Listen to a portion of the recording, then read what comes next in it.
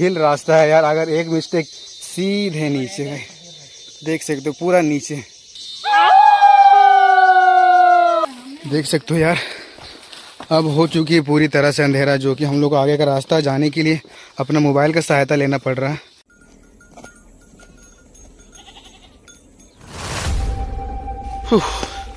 चलो चलो चलो लेट्स गो, बस पहाड़ कंप्लीट ही होने वाला है। तो गैस हम लोग अपनी सेफ्टी के लिए मतलब लाठी डंडा वगैरह ले रहे, ठीक है।